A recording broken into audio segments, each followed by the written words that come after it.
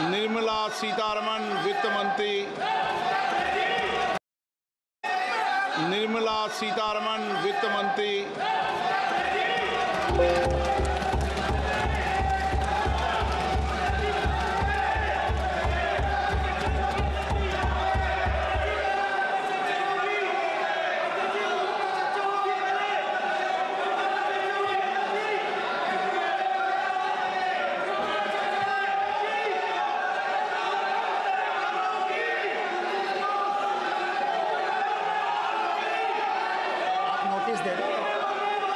सदस्यगण, budget के बाद राज्यपाल अभिभाषण में आपको पर्याप्त अवसर दूंगा। मेरा आपसे निवेदन है, नहीं माननीय अखिलेश जी, आपने संसद की मर्यादा को आप बना के रखे हैं। कभी बजट भाषण के अंदर इस तरीके का नहीं हुआ, ये उचित नहीं है, ये उचित नहीं है। अखिलेश जी प्लीज, मैं आपको मौका दूंगा राज्यपाल अभिभाषण पे, प्लीज। नो, ये तरीका ठीक नहीं है। नो,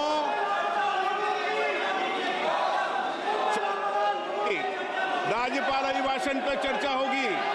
नो तरीका। Honorable Speaker, I present the budget for 25-26. This budget continues our government's efforts to A. Accelerate growth, B. Secure inclusive development, C. Invigorate private sector investments, D. Uplift household sentiments, and E. Enhance spending power of India's rising middle class. Together, we embark on a journey to unlock our nation's tremendous potential for greater prosperity and global positioning under the leadership of Honorable Prime Minister Shri Narendra Modi.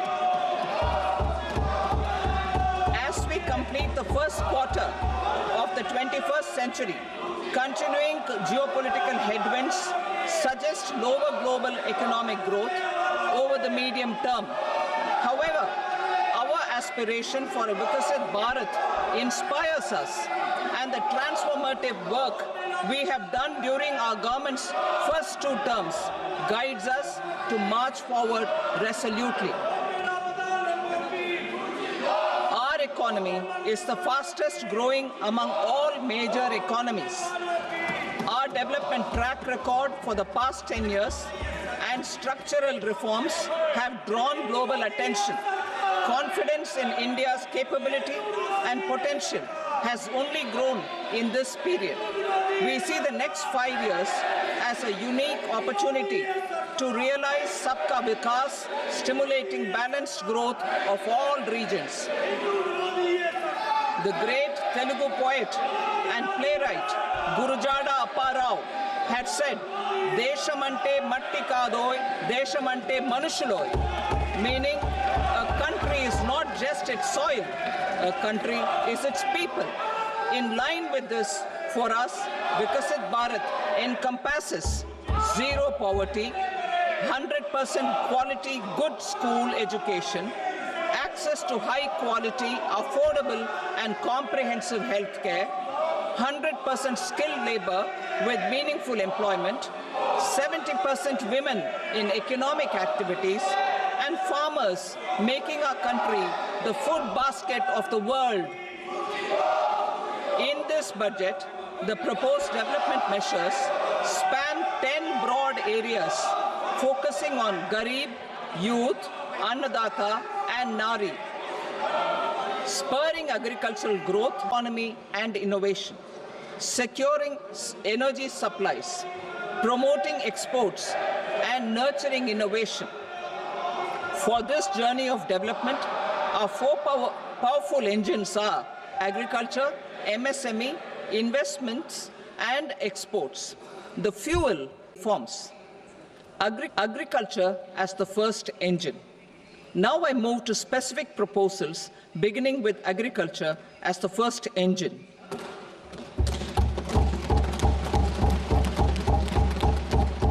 Prime Minister Dhan Dhanya Krishi Yojana, Developing Agri-Districts Program. Motivated by the success of the Aspirational District Program, our government will undertake a Prime Minister Dhan Dhanya Krishi Yojana in partnership with states. Adopt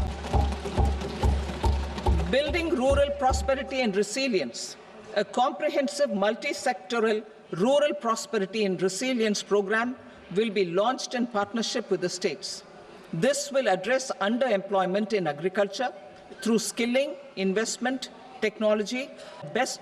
Domestic best practices will be incorporated and appropriate technical and financial assistance will be sought from multilateral development banks.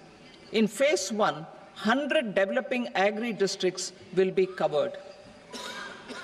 Atmanirbharta in pulses.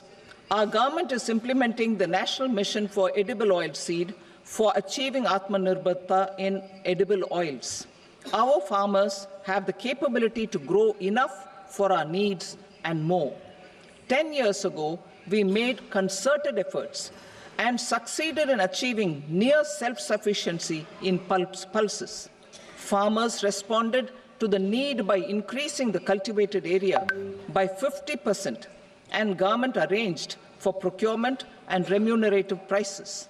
Since then, with rising incomes and better affordability, our consumption of pulses has increased significantly. Our government will now launch a 6-year mission for Atmanirbharta in pulses with a special focus on Tuar, Urad and Masoor. Details are in Annexure B. Central agencies such as NAFED and NCCF will be ready to procure these 3 pulses as much as offered during the next 4 years from farmers who register with these agencies and enter into agreements. Comprehensive program for vegetables and fruits. It is encouraging that our people are increasingly becoming aware of their nutritional needs. It is a sign of a society becoming healthier. With rising income levels, the consumption of vegetables, fruits, institutional mechanisms for implementation and participation of farmer producer organizations and cooperatives will be set up. Makhana board in Bihar. For this, there is a special opportunity for the people of Bihar. A Makhana board will be established in the state to improve production, processing, value all relevant. India ranks 2nd largest globally in fish production and aquaculture. Seafood exports are valued at 60,000 crore rupees. To unlock the untapped potential of the marine sector, our government will bring in and facilitate significant improvements in productivity and sustainability of cotton farming and promote extra long staple cotton varieties. The best of science and technology support will be provided. 7 crore loan limit under modified interest subvention scheme will be enhanced from 3 lakh rupees to 5 lakh rupees for loans taken through the KCC. For Atmanirbharta in urea production, our government had reopened 3 dormant urea plants in the eastern region. To further augment urea supply, a plant with annual capacity of 12.7 lakh metric tons will be set up at Namrup in Assam.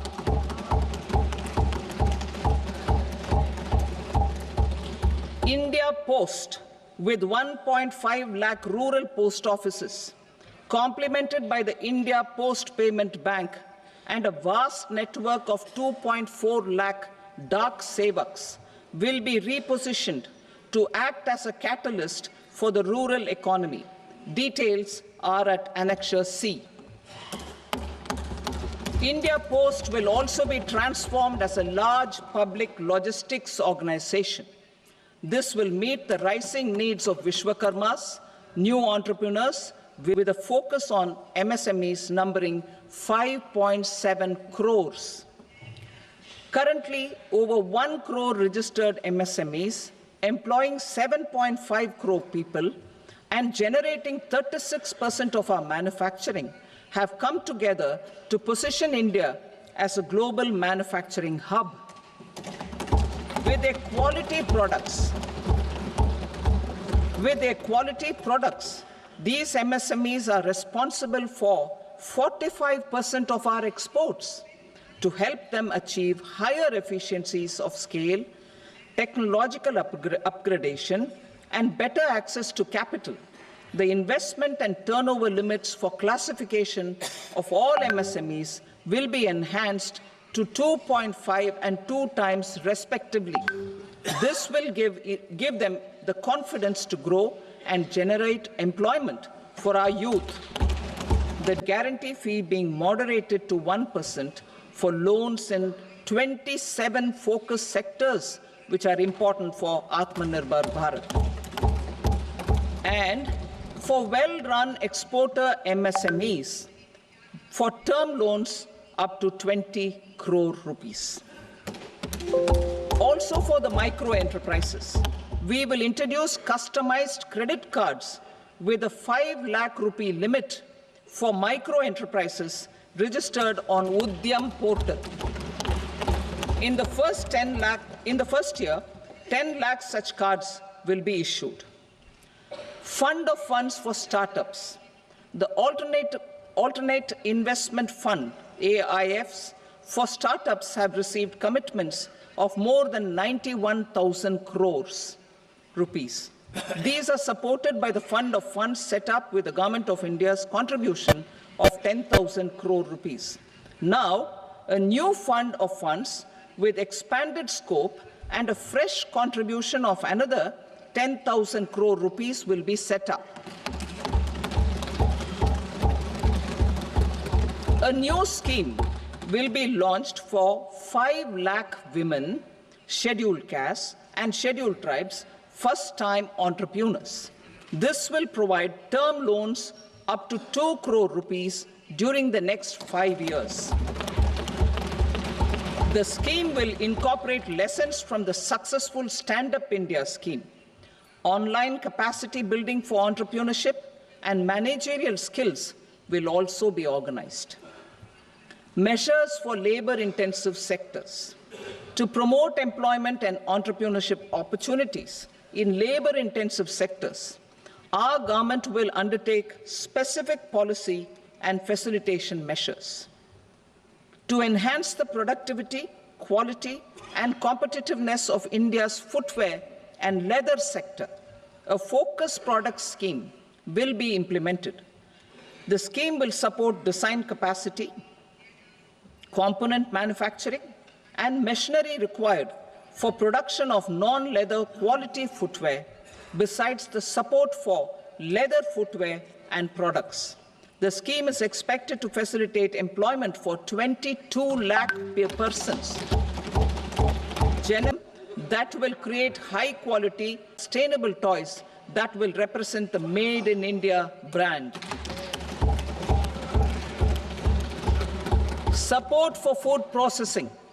In line with our commitment towards Purvodaya, we will establish a National Institute of Food Technology, Entrepreneurship and Management in Bihar.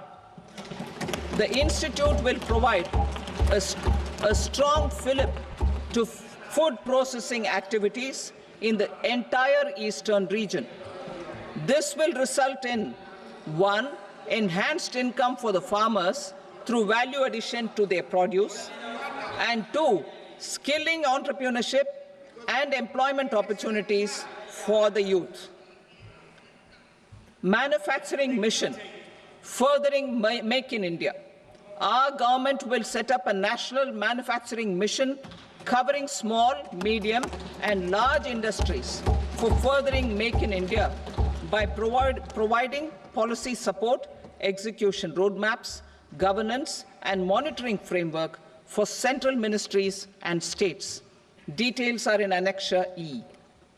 Given our commitment to climate-friendly development, The mission will also support clean tech manufacturing. This will aim to improve domestic value addition and build our ecosystem for solar PV cells, EV batteries, motors and controllers, electrolyzers, wind turbines, very high voltage transmission equipment, and grid-scale batteries. Investment as the third engine. Now I move to investment as the third engine, which encompasses investing in people, investing in the economy, and investing in innovation. Investing in people. Saksham Anganwadi and Poshan 2.0. Saksham Anganwadi and Poshan 2.0 program provides nutritional support to more than 8 crore children, 1 crore pregnant women and lactating mothers all over the country, and about 20 lakh adolescent girls in aspirational districts and the Northeast region. The cost norms for these nutritional support will be enhanced appropriately. Atal Tinkering Labs. 50,000 Atal Tinkering Labs will be set up in government schools in the next 5 years to cultivate the spirit of curiosity and innovation and foster a scientific temper among young minds. Broadband connectivity to government secondary schools and PHCs. Broadband connectivity will be provided to all government secondary schools and primary health centers in rural areas under the BharatNet project. Bharatiya Bhasha Pustak Scheme. We propose to implement a Bharatiya Bhasha Pustak scheme to provide digital form Indian language books for schools and for higher education. This aims to help students understand their subjects better and in their language. National Centers of Excellence for Skilling. Building on the initiative announced in the July 24 budget, 5 national centers of excellence for skilling will be set up with global expertise and partnerships to equip our youth with the skills required for Make for India, Make for the World manufacturing. The partnership will cover curriculum design, training of trainers, and a skills certification framework and periodic reviews. Expansion of capacity in IITs. Total number of students in 23 IITs has increased 100% from 65,000 to 1.35 lakh in the past 10 years.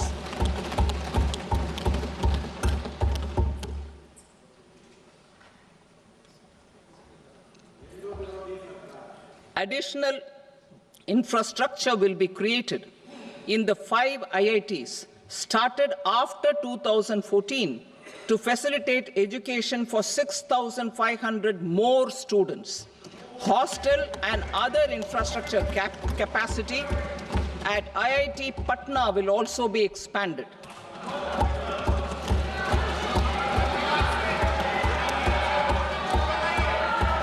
Center of Excellence.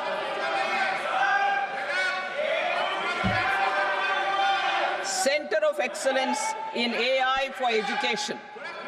I had announced 3 centers of excellence in artificial intelligence for agriculture, health, and sustainable cities in 2023.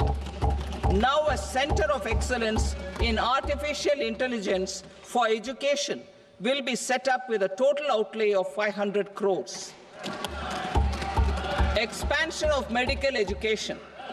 Our government has added almost 1.1 lakh undergraduate and postgraduate medical education seats in 10 years, an increase of 130%. In the next year, 10,000 additional seats will be added in medical colleges and hospitals towards the goal of adding 75,000 seats in the next 5 years.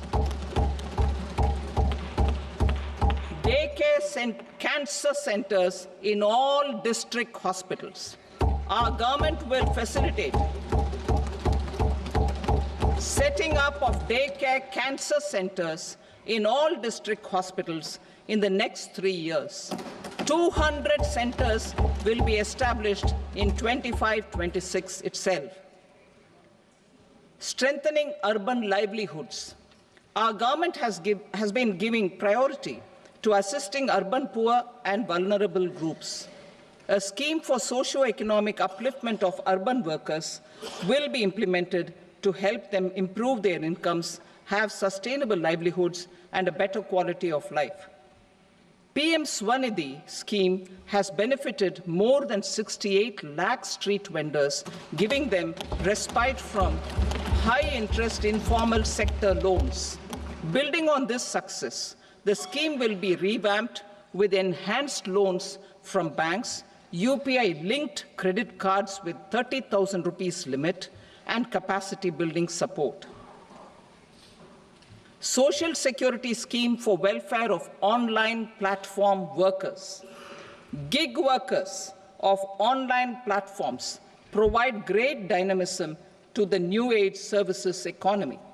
Recognizing their contribution, our government will arrange for their identity cards and registration on the e-Shram portal. They will be provided health care under PM Jan Arogya Yojana.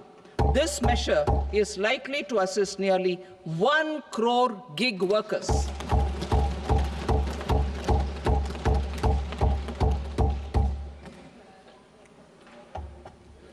Investing in the economy. Public-private partnership in infrastructure. Each infrastructure-related ministry will come up with a 3-year pipeline of projects that can be implemented in PPP mode. States will also be encouraged to do so and can seek support from the India Infrastructure Project Development Fund, which is a scheme to prepare PPP proposals. Support to states for infrastructure. An outlay of 1.5 lakh crore is proposed for the 50-year interest-free loans to states for capital expenditure and incentives for reforms. Building on the success of the first asset monetization plan announced in 2021, the second plan for 2025 to 30 will be launched to plow back capital of 10 lakh crore in new projects. Regulatory and fiscal measures will be fine-tuned to support the plan. Jal Jeevan Mission. Since 2019, 15 crore households, representing 80% of India's rural population, have been provided access to portable tap water connections. To achieve 100% coverage, I am pleased to announce the extension of this mission until 2028 with an enhanced total outlay.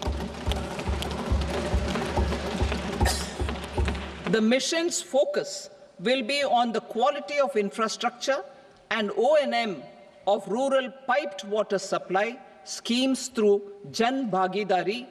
A separate MOU or separate MOUs will be signed with the states and union territories to ensure sustainability and citizen-centric water services delivery. Urban sector reforms. Building on the July budget proposals, urban sector reforms related to governance, municipal services, urban land and planning will be incentivized. Urban Challenge Fund. The government will set up an Urban Challenge Fund of 1 lakh crore rupees to implement the proposals for cities as growth hubs, creative redevelopment of cities, and for water and sanitation purposes announced in the July budget. This fund will finance up to 25% of the cost of bankable projects, with a stipulation that at least 50% of the cost is funded from bonds, bank loans, and PPPs. An allocation of 10,000 crore is proposed in 2025-26. Power sector reforms. We will incentivize electricity distribution reforms and augmentation of intra-state transmission capacity by states. This will improve financial health and capacity of electricity companies. Additional borrowing of 0.5% of GSDP will be allowed to states contingent on these reforms. Nuclear energy mission. A nuclear energy mission for research and development of small modular reactors with an outlay of 20,000 crore will be set up. At least 5 indigenously developed small modular reactors will be operationalized by 2033. Shipbuilding. The shipbuilding financial assistance policy will be revamped to address cost disadvantages. This will also include credit notes for shipbreaking in Indian yards to promote the circular economy. Large ships above a specified size will be included in the infrastructure harmonized master list. Shipbuilding clusters will be facilitated to increase the range, categories, and capacity of ships. This will include additional infrastructure, facilities, skilling, and technology to develop the entire ecosystem. Maritime Development Fund. For long-term financing for the maritime industry, a Maritime Development Fund with a corpus of 25,000 crore rupees will be set up. This will be for distributed support and promoting competition. This will have up to 49% contribution by the government, and the balance will be mobilized from ports and from private sector. UDAN regional connectivity schemes. UDAN has enabled 1.5 crore middle-class people to meet their aspirations for speedier travel. The scheme has connected 88 airports, and operationalized 619 routes. Inspired by that success, a modified UDAN scheme will be launched to enhance regional connectivity to 120 new destinations and carry 4 crore passengers in the next 10 years. 4 crore additional passengers in the next 10 years. The scheme will also support helipads and smaller airports in hilly, aspirational, and northeast regional districts. Greenfield airports will be facilitated in Bihar to meet the future needs of the state. These will be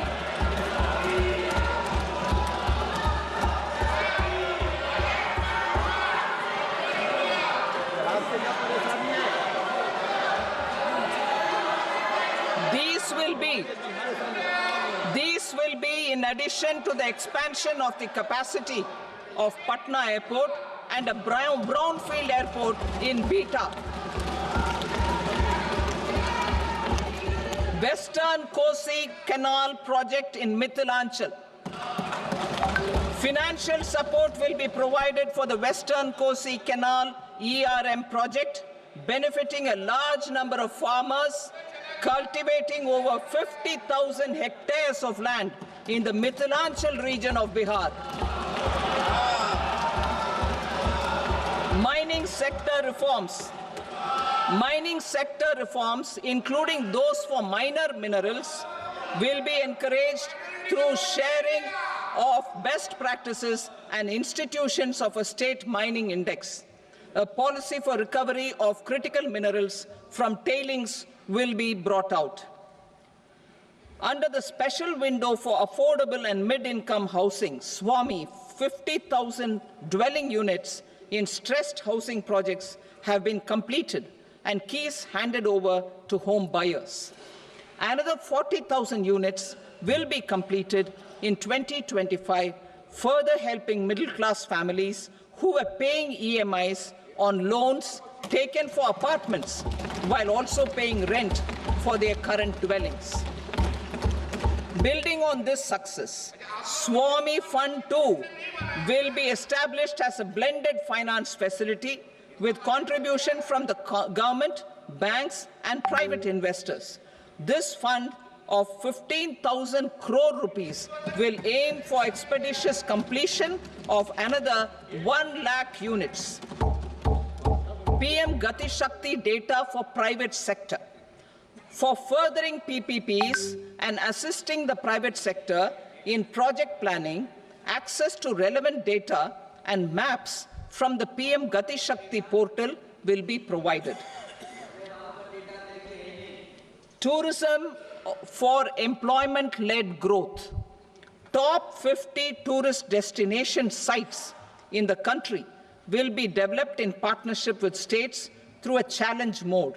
Land for building key infrastructure will have to be provided by the states. Hotels in these destinations will be included in the infrastructure harmonized list. The following measures will be taken for facilitating employment-led growth: organizing intensive skill development programs for our youth, including in institutes of hospitality management, providing mudra loans for homestays, improving ease of travel and connectivity to tourist destinations, providing performance-linked incentives to states for effective destination management, including tourist amenities, cleanliness, and marketing efforts, and introducing streamlined e-visa facilities along with visa fee waivers for certain tourist groups. Continuing with the emphasis on places of spiritual and religious significance, in the July budget, there will be a special focus on destinations related to the life and times of Lord Buddha. Medical tourism and heal in India. Medical tourism and heal in India will be promoted in partnership with the private sector, along with capacity building and easier visa norms. Investing in innovation. To implement private sector-driven research, development, and innovation initiatives announced in the July budget, I am now allocating 20,000 crore rupees for this purpose. A deep tech fund of funds will also be explored to catalyze the next generation startups as a part of this initiative.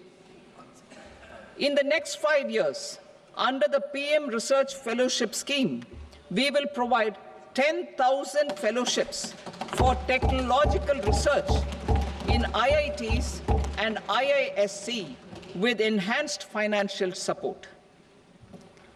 The second gene bank with 10 lakh germplasm lines will be set up for future food and nutritional security.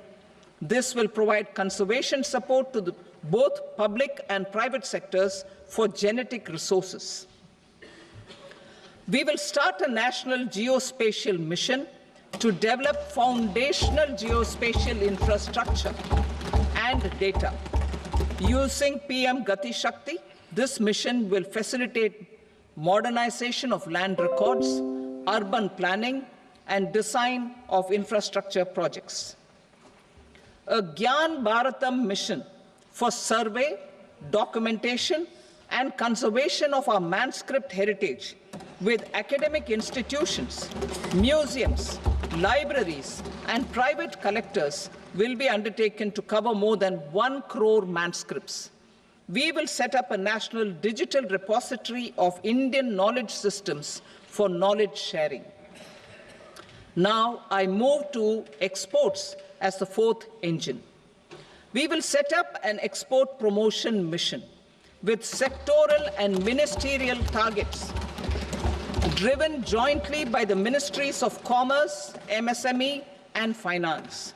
It will facilitate easy access to export credit, cross-border factoring support, support to MSMEs to tackle non-tariff measures in overseas markets. A digital public infrastructure, Bharat Trade Net, for international trade will be set up as a unified platform for trade documentation and financing solutions. This will complement the Unified Logistics Interface Platform. The BTN will be aligned with international practices. Support will be provided to develop domestic manufacturing capacities for our economy's integration with global supply chains. Sectors will be identified based on objective criteria. Facilitation groups with participation of senior officers and industry representatives will be formed for select products and supply chains. Through this, there are huge opportunities related to Industry 4.0, which needs high skills and talent. Our youth have both. Our government will support the domestic electronic equipment industry to leverage this opportunity for the benefit of our youth. A national framework will be formulated as guidance to states for promoting global capability centers in emerging Tier 2 cities. This will suggest measures for enhancing availability of talent and infrastructure, building bylaw reforms, and mechanisms for collaboration with industry. Our government will facilitate upgradation of infrastructure and warehousing for air cargo faster returns, for almost 99% returns being on self-assessment, and 5, Vivad Se Vishwas scheme.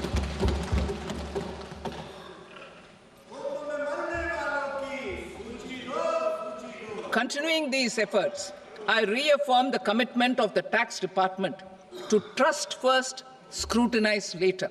I also propose to introduce the new income tax bill next week. I will detail the indirect tax reforms and changes in direct taxes in Part B. Financial sector reforms. The FDI limit for the insurance sector will be raised from 74 to 100%.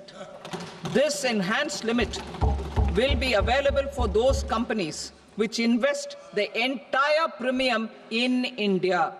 The current guardrails and conditionalities associated with foreign investment will be reviewed and simplified. The services of India Post Payment Bank will be deepened and expanded in rural areas. NABFID will set up a partial credit enhancement facility for corporate bonds for infrastructure. Public sector banks will develop Grameen Credit Score framework to serve the credit needs of SHG members and people in rural areas. A forum for regulatory coordination and development of pension products will be set up. To implement the earlier announcement on simplifying the KYC processes, the revamped Central KYC Registry will be rolled out in 2025. We will also implement a streamlined system for periodic updating. Requirements and procedures for speedy approval of company mergers will be rationalized. The scope for fast-track mergers will also be widened and the process made simpler. As proposed in the interim budget, we signed bilateral investment treaties with 2 countries in 2024 to encourage sustained foreign investment, and in the spirit of First Develop India, the current model BIT will be revamped and made more investor-friendly. In the last 10 years, in several aspects, including financial and non-financial, our government has demonstrated a steadfast commitment to ease of doing business. We are determined to ensure that our regulations must keep up with technological innovations and global policy developments. A light-touch regulatory framework based on principles and trust will unleash productivity and employment. Through this that were made under old laws. To develop this modern, flexible, people-friendly, and trust-based regulatory framework appropriate for the 21st century, I propose 4 specific measures. A high-level committee for regulatory reforms will be set up for a review of all non-financial sector regulations, certifications, licenses, and permissions. The committee will be expected to make recommendations within a year. The objective is to strengthen trust-based economic governance and take transformational measures to enhance ease of doing business, especially in matters of inspection and compliances. States will be encouraged to join in this endeavor. An investment friendliness index of states will be launched in 2025 to further the spirit of competitive, cooperative federalism. Under the Financial Stability and Development Council, a mechanism will be set up to evaluate impact of the current financial regulations and subsidiary instructions. It will also formulate a framework to enhance their responsiveness and development of the financial sector. In the Jan Vishwas Act 2023, more than 180 legal provisions were decriminalized. Our government will now bring up the Jan Vishwas Bill 2.0 to decriminalize more than 100 provisions in various laws. I now move to fiscal policy. In the July budget, I had committed to staying the course for fiscal consolidation. Our endeavor will be to keep the fiscal deficit each year such that central government debt remains on a declining path as a percentage of the GDP. The roadmap for the next 6 years has been detailed in the FRBM statement. Revised estimates for 2024-25. The revised estimate of the total receipts other than borrowings is 31.47 lakh crore rupees, of which the net tax receipts are 25.57 lakh crore rupees. The revised estimate of the total expenditure is 47.16 lakh crore rupees, of which the capital expenditure is about 10.18 lakh crore rupees. The revised estimate of the fiscal deficit is 4.8% of the GDP. Budget estimates for 25-26. Coming to 25-26, the total receipts other than borrowings and total expenditure are estimated at 34.96 lakh crore rupees and 50.65 lakh crore rupees respectively. The net tax receipts are estimated at 28.37 lakh crore rupees. The fiscal deficit is estimated to be 4.4% of GDP. To finance the fiscal deficit, the net market borrowings from dated securities are estimated at 11.54 lakh crore. The balance financing is expected to come from small savings and other sources. The gross market borrowings are estimated at 14.82 lakh crore rupees. I will now move to Part B. Indirect taxes. My proposals relating to customs aim to rationalize tariff structure and address duty inversion. These will also support domestic manufacturing and value addition, promote exports, facilitate trade, and provide relief to common people. Rationalization of customs tariff structure for industrial goods. As a part of comprehensive review of customs rate structure announced in July 2024 budget, I propose to 1. Remove 7 tariff rates. This is over and above the 7 tariff rates removed in 23-24 budget. After this, there will be only 8 remaining tariff rates, including 0 rate. 2. Apply appropriate cess to broadly maintain effective duty incidence, except on a few items where such incidence will reduce marginally. 3. levy not more than one cess or surcharge. Therefore, I propose to exempt social welfare surcharge on 82 tariff lines that are subject to a cess. I shall now take up sector-specific proposals. To provide relief to patients, particularly those suffering from cancer, rare diseases, and other severe chronic diseases, I rational the bulk drugs for manufacture of the above. Specified drugs and medicines under patient assistance programs run by the pharmaceutical companies are fully exempt from BCD, provided the medicines are supplied free of cost to the patients. I propose to add 37 more medicines along with 13 new patient assistance programs. Support to domestic manufacturing and value addition. Critical minerals. In the July 2024 budget, I had fully exempted BCD on 25 critical minerals that are not domestically available. I had also reduced BCD of 2 other such minerals to provide a major fillip to their processing, especially by MSMEs.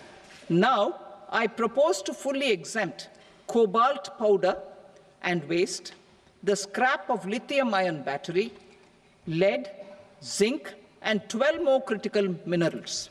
This will help secure their availability for manufacturing in India and promote more jobs for our youth.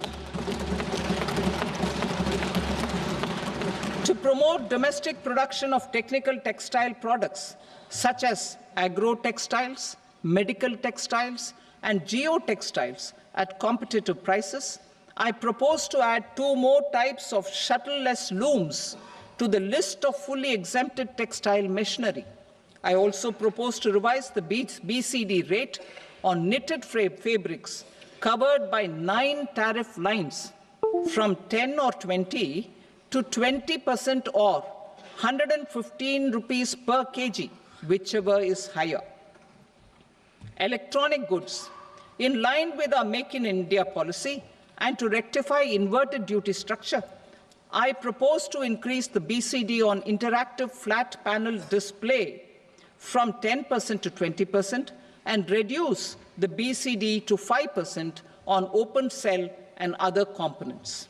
In 23-24 budget, for the manufacture of open cells of LCD, LED TVs, I had reduced the BCD on parts of open cells from 5% to 2.5%. To further boost the manufacture of such open cells, the BCD on these parts will now stand exempted. Lithium-ion battery.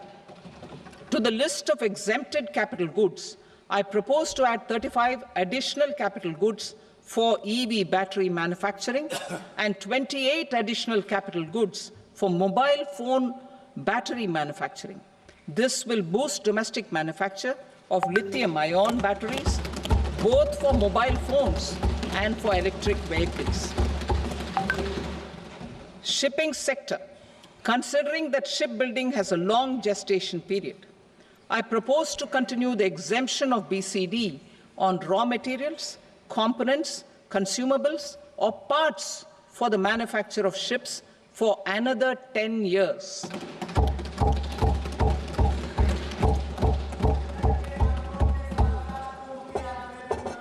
I also propose the same dispensation for shipbreaking to make it more competitive. Telecommunication. To prevent classification disputes, I propose to reduce the BCD from 20% to 10% on carrier-grade Ethernet switches to make it at par with non-carrier-grade Ethernet switches. Export promotion.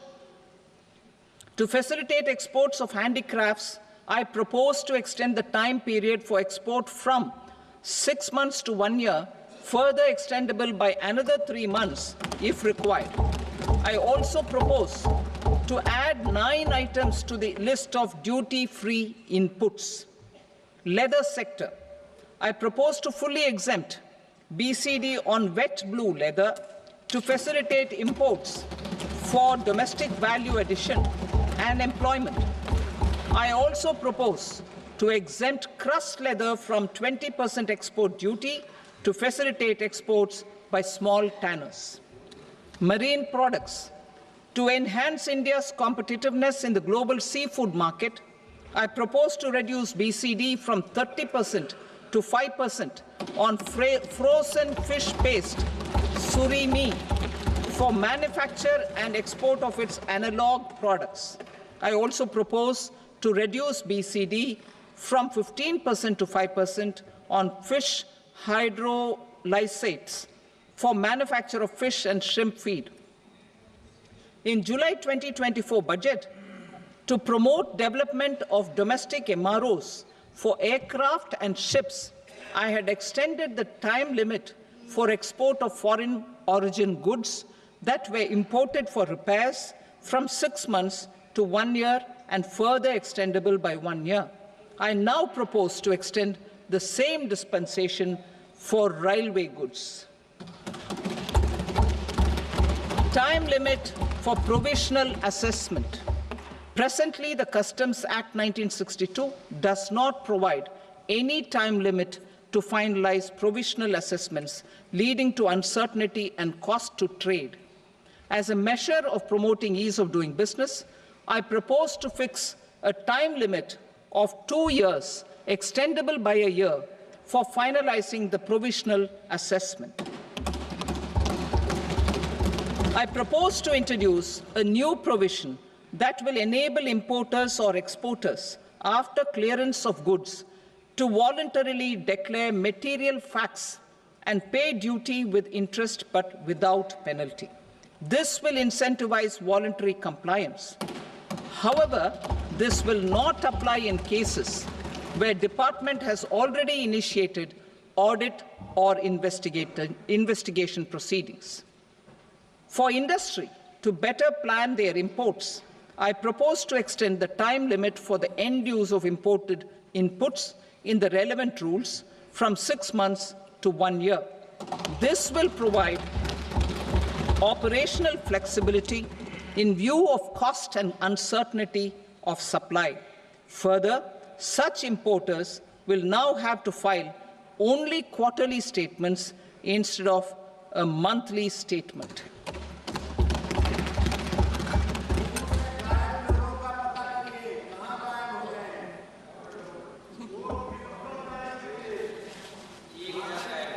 I now come to my direct tax proposals.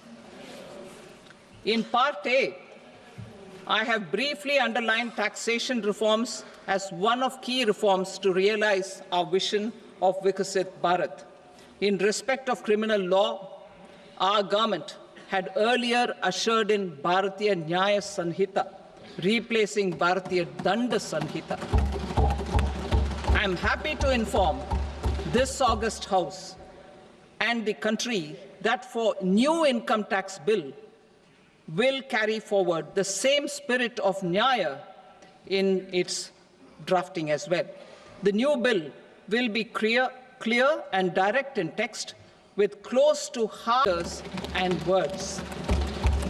It will be simple to understand for taxpayers and tax administrators, leading to tax certainty and reduced litigation. Reforms, however, are not a destination. They are means to achieve good governance for our people and economy. Providing good governance primarily involves being responsive. The Tirukural captures this in verse 542, which reads, "Vaanokki vaazhum ulagallam, mannavan kol nokki vaazhum kudi," meaning, just as the living beings live expecting rains, citizens live expecting good governance. Our government is committed to keeping an ear to the ground and a finger on the pulse and responding while balancing our national building efforts.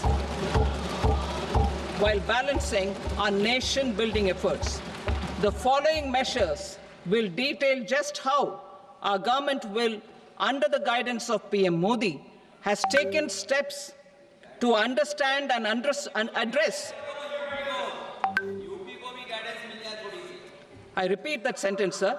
The following measures will detail just how our government, under the guidance of PM Modi, has taken steps to understand and address the needs voiced by our citizens. My tax proposals are guided by this spirit. The objectives of my proposals are as follows. Personal income tax reforms with special focus on middle class. Rationalization of TDS and TCS for easing difficulties. Encouraging voluntary compliance. Reducing compliance burden. Ease of doing business, employment and investment. I will come to my proposal on personal income tax towards the end.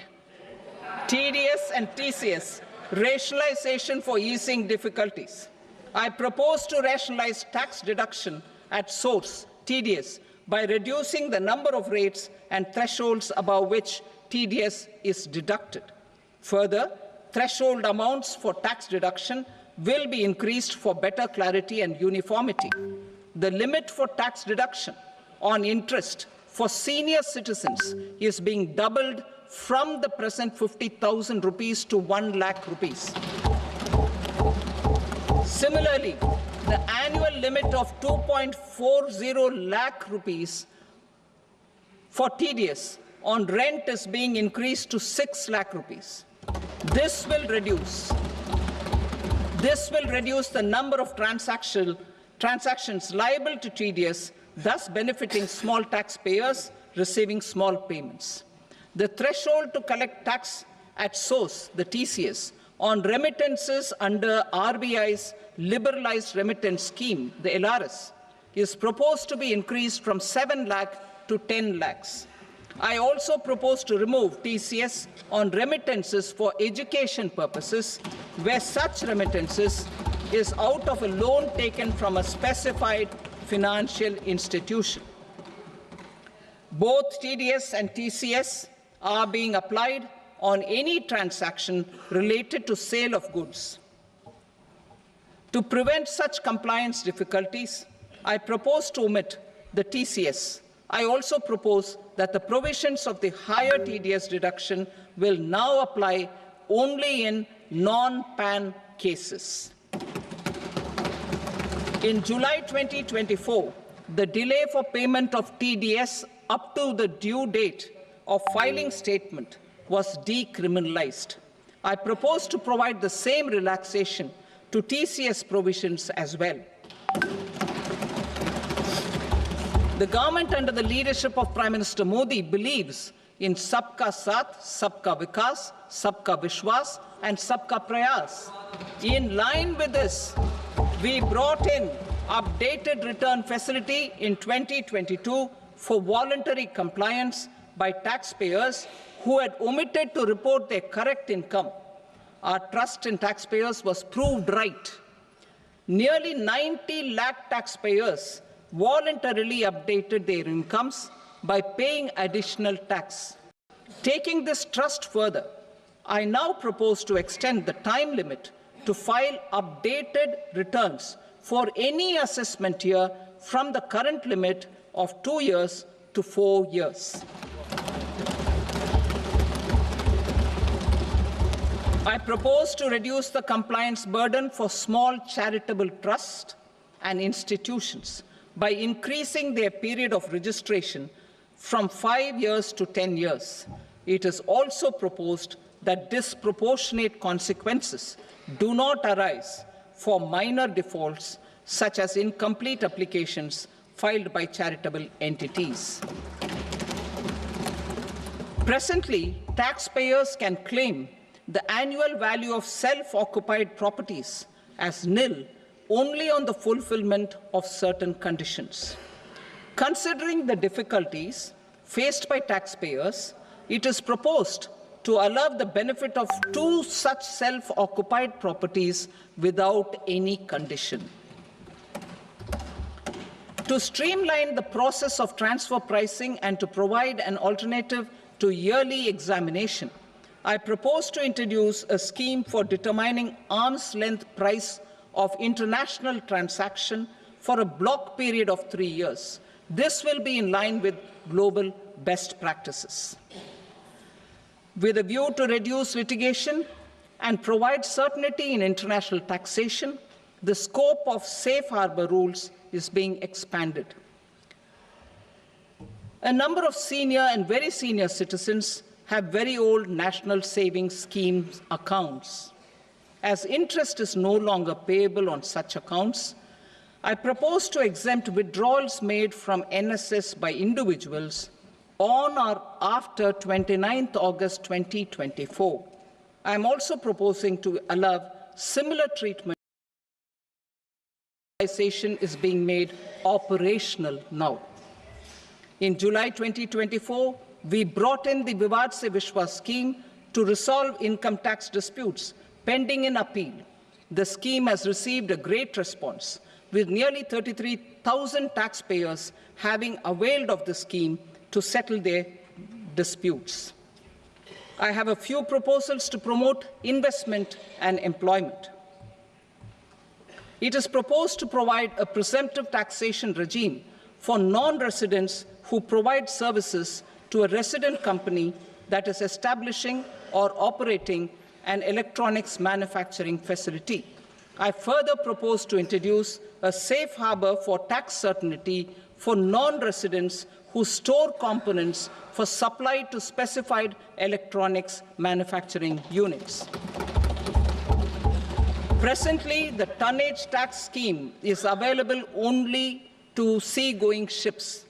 The benefits of existing tonnage tax scheme are proposed to be extended to inland vessels registered under the Indian Vessels Act 2021 to promote inland water transport in the country.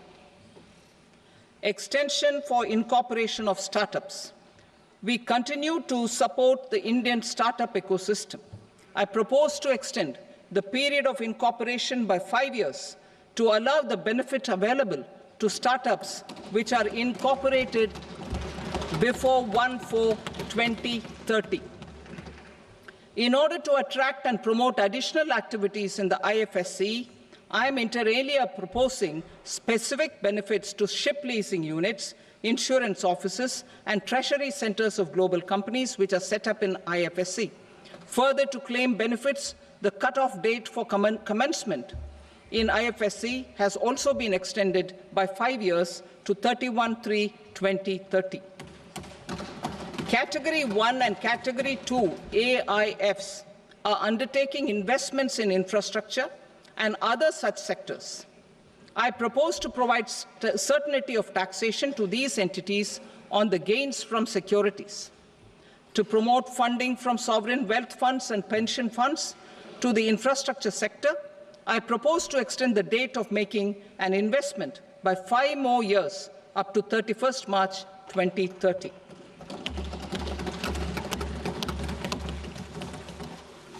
Personal income tax reforms with special focus on middle class. Democracy, demography, and demand are the key support pillars in our journey towards Vikasit Bharat. The middle class provides strength for India's growth. This government, under the leadership of Prime Minister Modi, has always believed in the admirable energy and ability of the middle class in nation building. In recognition of their contribution,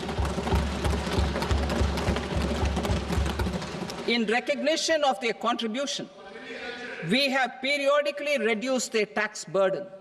Right after 2014, the nil tax slab was raised to 2.5 lakhs of rupees, which was further raised to 5 lakh rupees in 2019 and to 7 lakh rupees in 2023. This is reflective of our government's trust on the middle class taxpayers. I am now happy to announce that there will be no income tax payable up to income of 12 lakh rupees.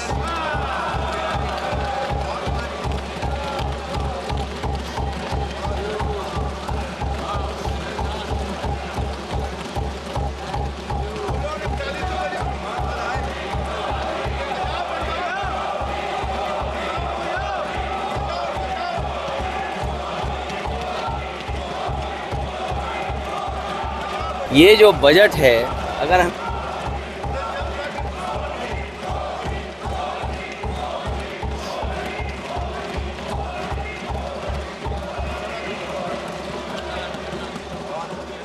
So, average income of 1 lakh per month other than the special rate income such as capital gains under the new regime.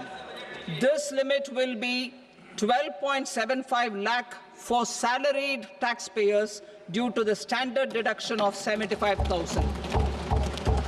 Slabs and rates are being changed across the board to benefit all taxpayers.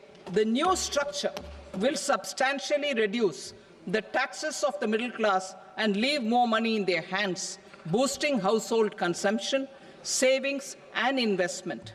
In the new tax regime, I propose to revise tax rate structures as follows: 0 to 4 lakh rupees nil, 4.8 lakh rupees to 4 to 8 lakh rupees 5%, 8 to 12 lakh rupees 10%, 12 to 16 lakh rupees 15%, 16 to 20 lakh rupees 20%, 20 to 24 lakh rupees 25%, and above 24 lakh rupees 30%. To taxpayers up to 12 lakh of normal income other than special rate income such as capital gains. I read that again. To taxpayers up to 12 lakh of income other than special rate income such as capital gains, tax rebate is being provided in addition to the benefit due to slab rate reduction in such a manner that there is no tax payable by them. The total tax benefit of slab rate changes and rebate at different income levels can be illustrated with a few examples. A taxpayer in the new regime with an income of 12 lakh rupees will get a benefit of 80,000 rupees in tax, which is 100% of tax payable as per the existing rates. A person having income of 18 lakh rupees will get a benefit of 70,000 rupees in tax. That is 30% of tax payable as per existing rates. I commend the budget to this august House.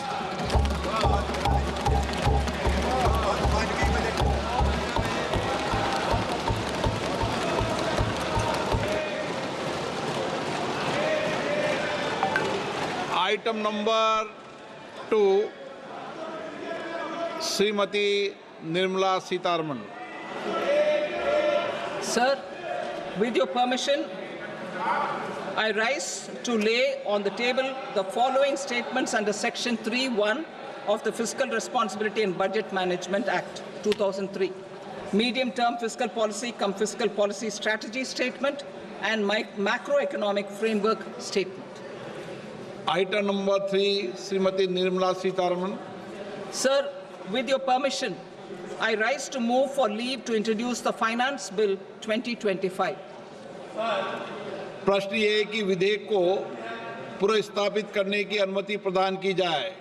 जो सदस्य इसके पक्ष में हाँ कहें, जो सदस्य विरोध में ना कहें। मेरे विचार में निर्णय हाँ वालों के पक्ष में हुआ, हाँ वालों के पक्ष में अनुमति प्रदान की जाती है। माननीय मंत्री जी, अब विधेयक को पुनर्स्थापित करें। Sir, I introduce the bill. Thank you.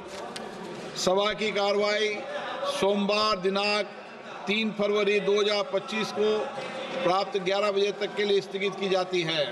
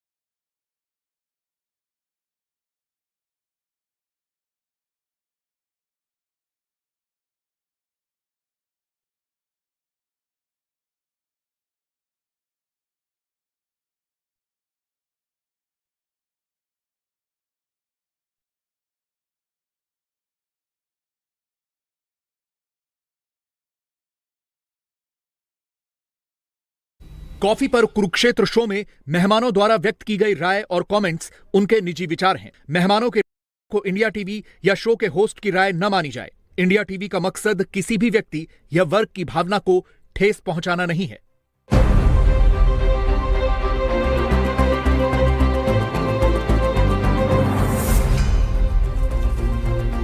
नमस्कार, बहुत स्वागत आप सभी का। आप देख रहे हैं आपका प्रोग्राम कॉफी पर कुरुक्षेत्र। मैं हूं सौरभ शर्मा आपके साथ। आपका वो प्रोग्राम जब बातें होती हैं बिल्कुल खुलकर, खुल्लम खुल्ला। आज बजट सत्र की शुरुआत हुई। प्रधानमंत्री सबसे पहले जब मीडिया के सामने आते हैं 2 बातें कहते हैं। आज कही उन्होंने, और वहां उन्होंने एक बात कही, कुछ सही भी है। कहा कि मैं 10 सालों में पहला संसद सत्र ऐसा देख रहा हूं जहां विदेश से कोई चिंगारी नहीं सुलगी, जहां यहाँ उसको हवा देने वाले लोग तो बैठे हैं लेकिन उनको कोई मौका नहीं मिला। और वो बात तो सही कह रहे हैं। कभी पेगासस आ जाता है, कभी कोई और मुद्दा आ जाता है, कभी अडानी हिंडनबर्ग आ जाता है, और हर सत्र में कुछ ना कुछ होता है, हंगामा होता है, और फिर वही मुद्दा छाया रहता है बहुत दिनों तक। लेकिन एक तो दिल्ली का इलेक्शन चल रहा है। ऐसे में अगर ऐसा कोई मुद्दा आ जाता तो आप समझते हैं कि फिर वो अपनी स्पेस लेता है, तो फिर कैंपेन पर भी उसका असर होता। तो आज हम दोनों बातें ये पैरेलल लेकर के चलेंगे कि संसद सत्र में, बजट में क्या चीजें होने वाली हैं, उसमें कोई दिल्ली के इलेक्शन की छाप मिलेगी क्या, दिल्ली के चुनाव में अब कौन से मुद्दे हैं। प्रधानमंत्री की तीसरी रैली हो चुकी है, अभी एक रैली और होगी। तो बीजेपी ने अपना कैंपेन कहां तक पहुंचाया, किन मुद्दों पर लेकर के गई। आम आदमी पार्टी और अरविंद केजरीवाल जिन इश्यूज को जनता के बीच लेकर के आ रहे हैं और जिस तरीके से लेकर के आ रहे हैं, जिस भाषा शैली में लेकर के आ रहे हैं, उसका फायदा हो रहा है या नुकसान हो रहा है, ये सारी बातें आपसे करेंगे। प्रदीप सिंह जी हमारे साथ आ चुके हैं प्रोग्राम में। सर बहुत स्वागत आपका, आपको मिस किया हमने 3-4 दिन से।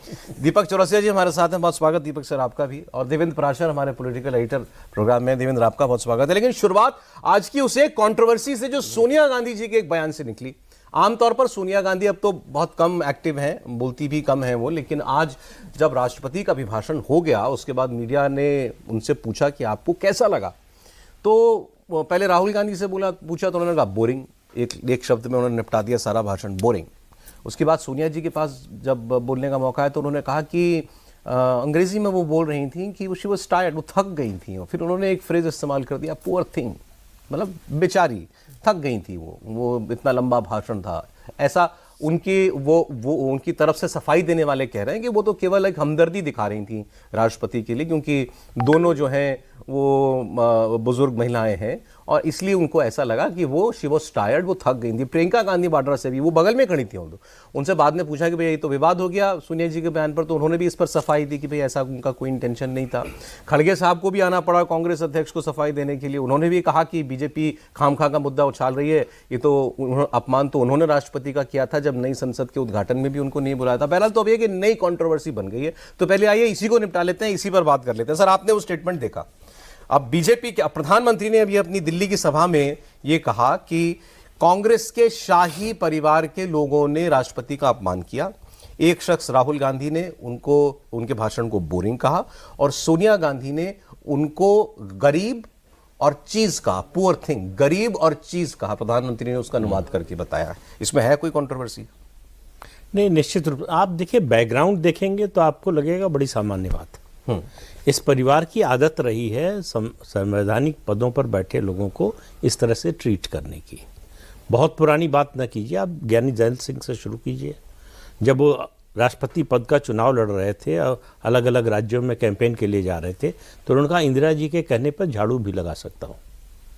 वो व्यक्ति देश का अगला प्रधानमंत्री बनने जा रहा था, अरे राष्ट्रपति बनने जा रहा था। राष्ट्रपति बन गए, 84 का सिख विरोधी नरसंहार हुआ। उस समय देश का राष्ट्रपति प्रधानमंत्री को फोन कर रहा, प्रधानमंत्री फोन नहीं उठा रहे। प्रतिभा पाटिल राष्ट्रपति बनी, उनकी सबसे बड़ी खूबी यह थी कि इंदिरा जी के घर में कई बार वो खाना बना चुकी थी। तो जिस परिवार को इस तरह से ट्रीट करने की लोगों की को आदत रही हो, एक प्राइम मिनिस्टर बने पीवी नरसिम्हा राव, जिन्होंने थोड़ा सा दिखाने की कोशिश की कि उनकी रीढ़ है, तो उनके साथ क्या ट्रीटमेंट हुआ जिंदा रहते हुए और जिंदा नहीं रहने पर भी। दूसरे राष्ट्रपति हुए प्रणब मुखर्जी, जिन्होंने उस तरह का भाव नहीं दिया। उनके बारे में किस तरह का ट्रीटमेंट उनको मिला, क्या स्थिति हुई, ये सबको पता है। और एक राष्ट्रपति हुए जिसको कांग्रेस ने नहीं बनाया था, एपीजे कलाम। उनके साथ क्या हुआ आपको मालूम है, उन्होंने सोनिया गांधी को प्रधानमंत्री नहीं बनने दिया 1999 में, और उसके बाद भी। तो उससे आप अंदाज़ा लगाइए कि किस तरह ट्रीट करते हैं। और मनमोहन सिंह के तो दसियों उदाहरण हैं। आके कुर्सी पर बैठ रहे हैं, एसपीजी आके उठा देती है, वहाँ आके सोनिया गांधी बैठती। सोनिया गांधी किसी संवैधानिक पद पे तो थी नहीं उस समय। देश का प्रधानमंत्री, उससे बड़ा पद कौन है प्रशासनिक रूप से, और संवैधानिक रूप से राष्ट्रपति से बड़ा कोई पद नहीं है। जो संविधान की किताब रोज निकाल के एक जेब से दिखाते हैं राहुल गांधी, वही संविधान राष्ट्रपति को इस देश का सर्वोच्च संवैधानिक पद मानता है। आज बीजेपी वालों ने याद दिलाया कि एलओपी बनने के बाद राहुल गांधी राष्ट्रपति से मिले भी नहीं, एक बार मिले भी नहीं। और उनकी टिप्पणी देखिए, भाई राष्ट्रपति का अभिभाषण किसी को एंटरटेन करने के लिए नहीं होता है। बोरिंग, ये कौन सा कमेंट है राष्ट्रपति के अभिभाषण पर? आप ये कहिए कि नई बात नहीं कही, समझ में आती। आप कहिए कि ये जो आंकड़े सरकार ने उनसे बुलवाए वो गलत बुलवाए, जो दावा करवाया वो सही नहीं था, जो आगे का रोड मैप दिखाया वो सही नहीं है। इस तरह की कोई भी आलोचना आपको उसमें मतलब कोई हमदर्दी जैसी चीज जो उन्होंने कहा, उस भाषण पर टिप्पणी करनी थी। नहीं, जो सोनिया गांधी के रिमार्क में आपको जैसा वो कह रहे हैं कि भाई ये तो एक उम्र महिला के बारे में साथ एक सिंपैथी थी, वो एक माइंडसेट बना हुआ है कंडेंसेंडिंग, मतलब ऐसे लोगों को किस नजर से हम देखते हैं। भाई वो पहले तो संबोधन ही गलत था। महामहिम राष्ट्रपति हैं वो, और उनको उसी रूप में संबोधित किया जाना चाहिए। ठीक है, वो बेचारी नहीं है। इस देश की निर्वाचित राष्ट्रपति बेचारी नहीं हो सकती है।